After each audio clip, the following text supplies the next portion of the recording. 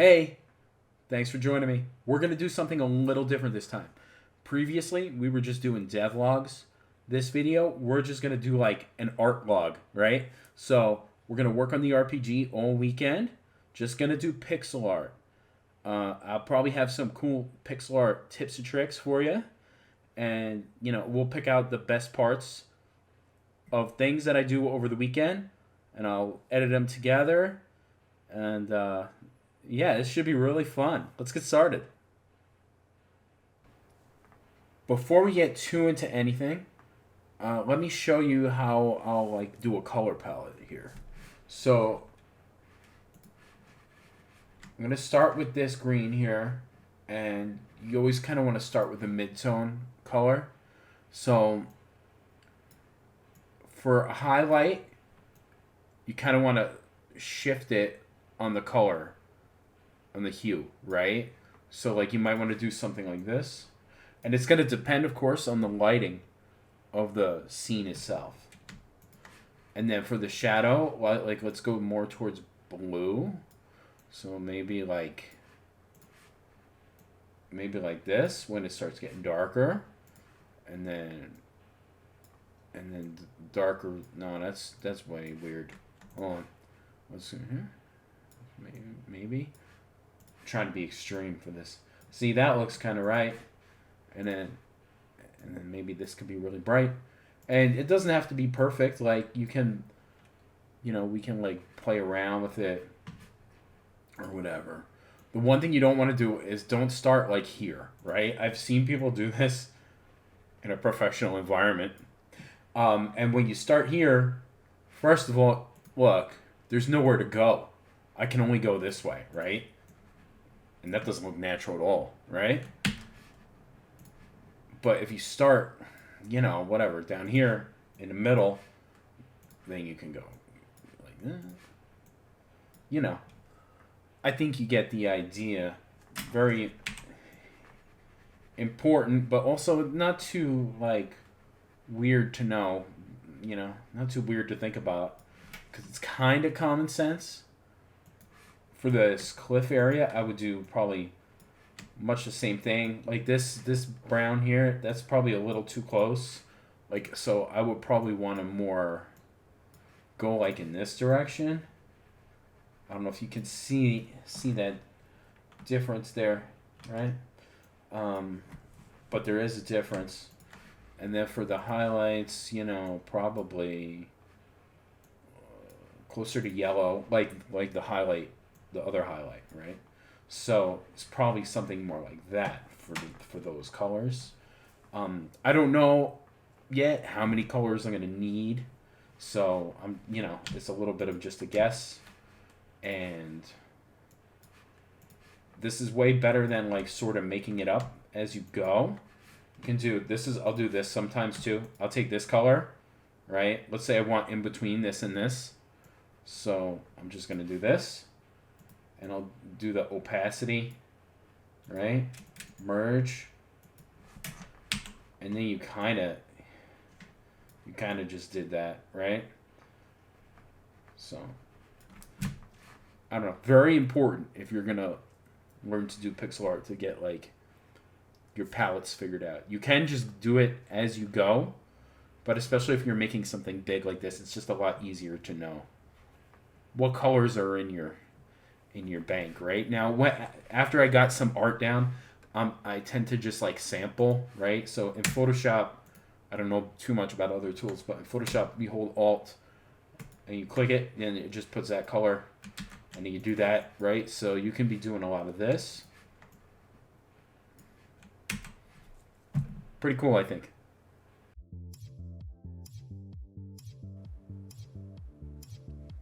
First thing you might notice, I put lots of little characters in here for scale. There I am jumping back to the palette that I just showed you, grabbing a color, and probably from now on you'll see me grab colors from elsewhere in the image like I just did there. I'm just doing these columns for start since they're a big feature of the landscape. I will end up redoing these later completely in a different style, but I didn't know that at the time.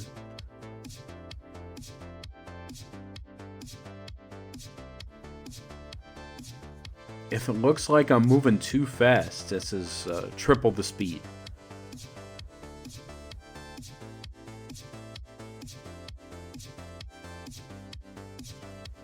I'd like to talk a bit about my approach to this and why I'm treating it more like a painting than as opposed to like most RPGs like this. You'll see someone doing tiles, and tiles aren't bad. I learned tiles first before I started doing things like this. So when I first worked at a smaller game company, my job was to do a lot of backgrounds like this. And I was studying games like, for example, Legend of Mana, stuff like that. A lot of stuff that had painted backdrops, and I was learning about digital painting.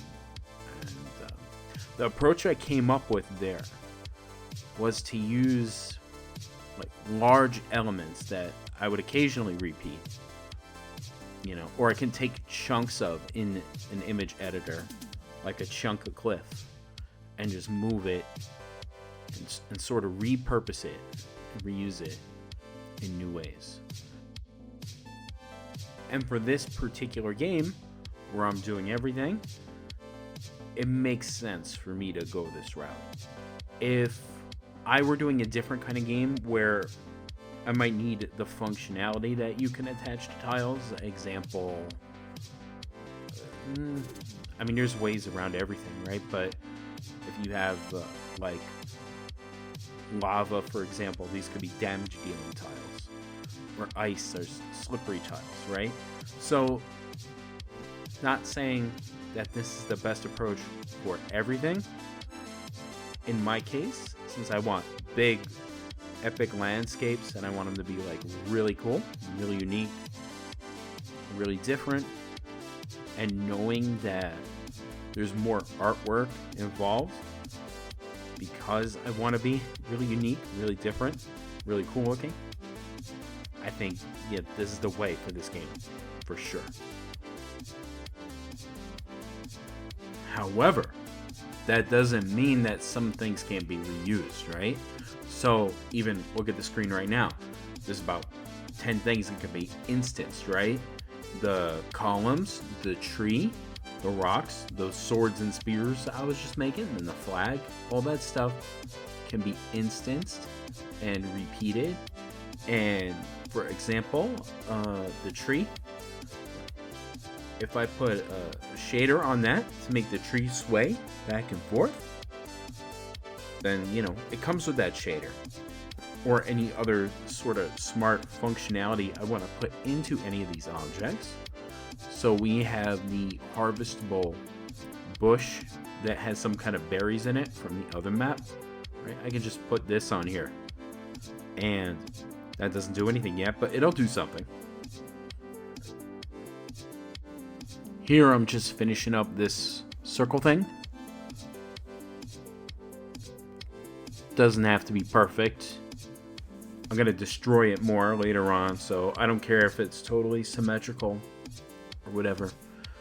With these rocks, I just start imagining where the highlights and the shadows would be, and I start picking it out. There wasn't any plan or anything. Just look at it, try some stuff, see if it looks right. If it looks wrong, undo it. Don't do that thing. You can see how quickly, though, it starts coming together. By the way, as I was drawing this, I ran into something really annoying. My desk isn't set up right. So, I've been doing way more programming. Over the last few years, I've barely used my drawing tablet, which I have on the left, keyboard's on the right. I'm right-handed. I have some shortcut buttons set up on my Wacom tablet. I don't even remember them. So I was drawing with my right hand on the left and then my left hand on the keyboard, and it sucked. So at some point I gotta reorganize my desk.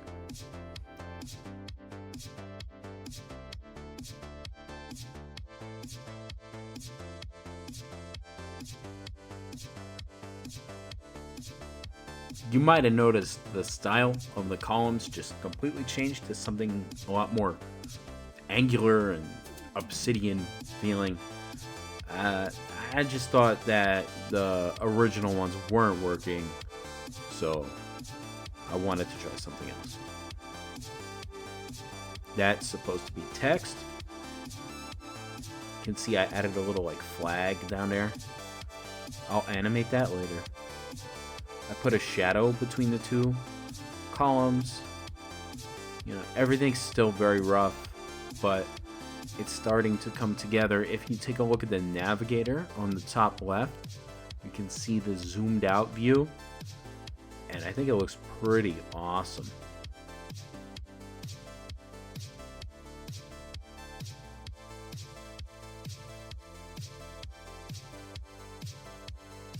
This is not how I'm going to do the clouds, but it's how I'm going to do the clouds right now.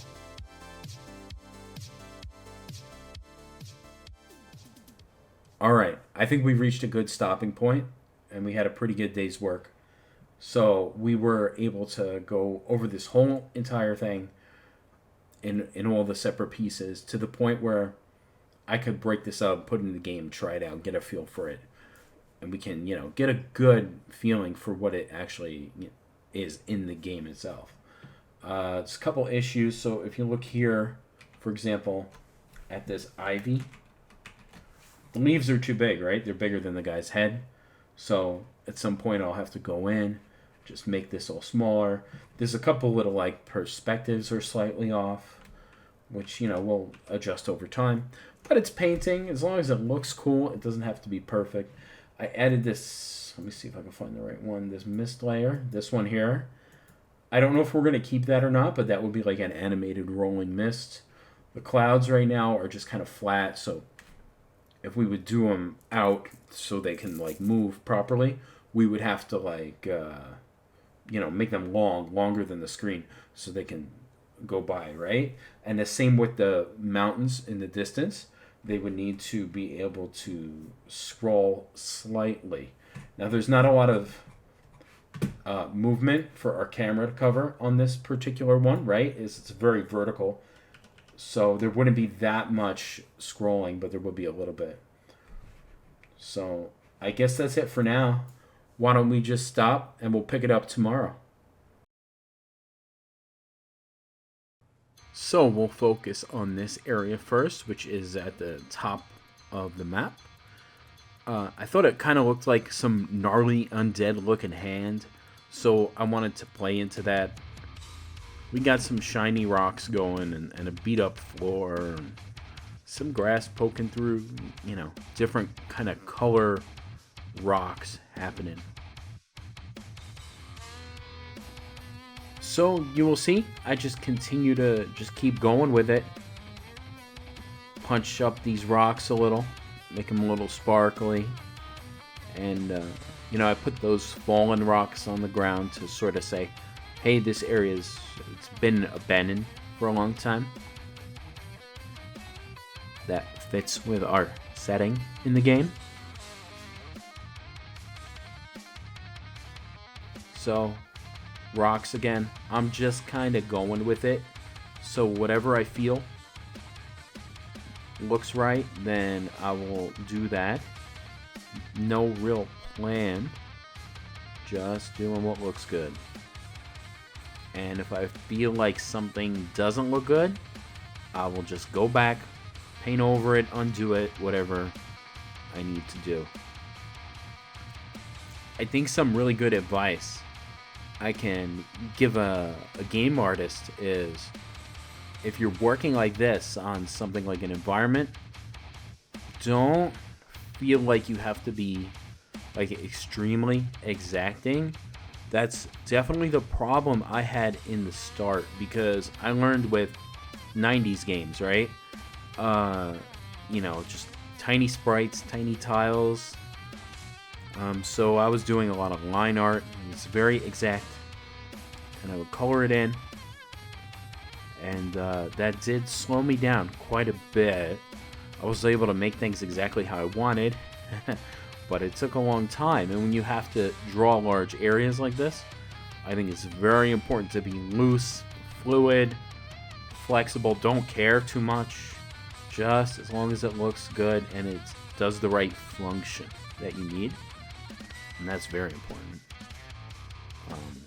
But as long as you follow those things, I think you'll be pretty good. Speaking of functionality that I mentioned, I have this area separate because it goes separate. So there's parts of the rock that would overlay the character. If you look at it, you can see where they are, right? That they would go in front. So I just have that area set up a little different. So when it's time to export it, it's a little easier to cut up.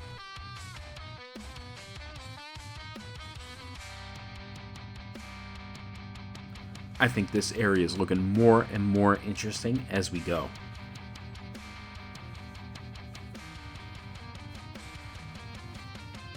One of the things I should probably do is blend the colors of the rocks a little more, the gray and the brown. So it looks like they're more one thing, though it does look cool like this. So just a little bit more of that. Something that would make this area look quite a bit more dramatic and awesome would be whatever shadows are cast by the sun. It's not time to do that yet, and I don't even know what it would be because it depends a little bit on the scene, right? Also, same with the character, even though it's not what this video is about. And that is one of the things very high on my list if you watched my last video. We talked about having somewhat dynamic player shadows based on the environment.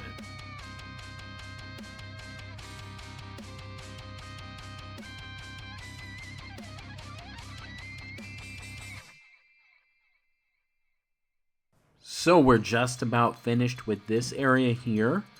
I'll come back at a later date and I'll hit it with a smaller brush and we'll make everything more blended together, and you know, the shapes will be more sharp or smooth depending on what's called for.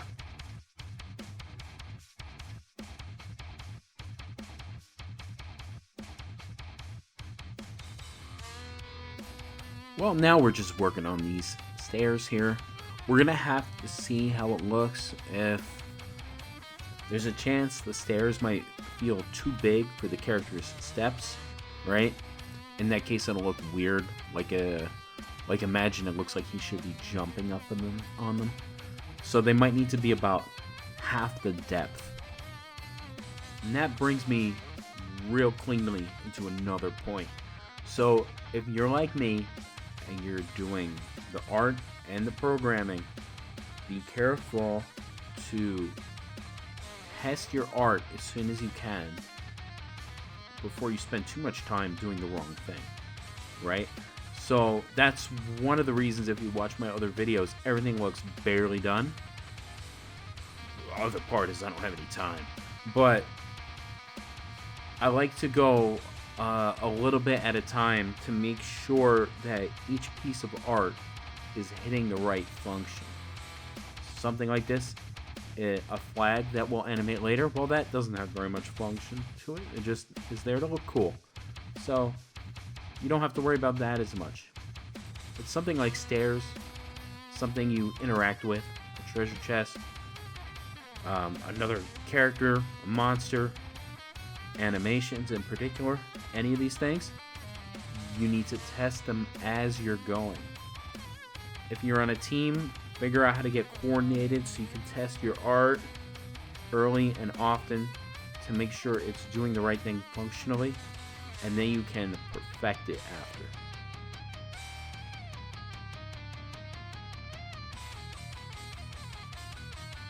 At this point, I'm just putting some finishing touches in. I think that flag looks pretty cool. I don't feel like the red pops. At some point, I change it to yellow or goldish color. I don't know if that's in here. That looks cool. The vegetation looks cool. We'll look at the tree in a second. So this was a really good weekend. I got pretty tired towards the end. I can't wait to get back to programming, which I haven't done too much in a couple of weeks. So that should feel pretty fun. I'll get this map in first thing, so we'll definitely have it in the next video.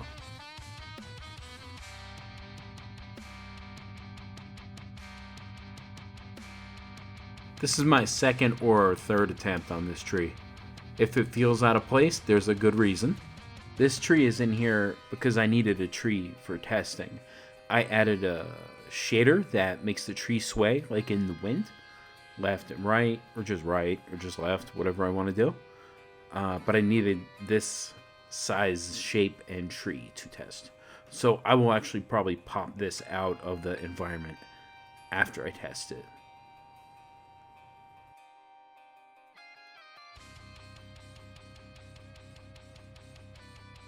Alright, I feel like I've about reached my limit for the weekend.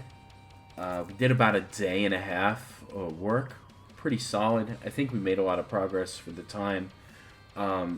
So, this is where we started. Just this rough drawing of it, right? And then this is where we made it to.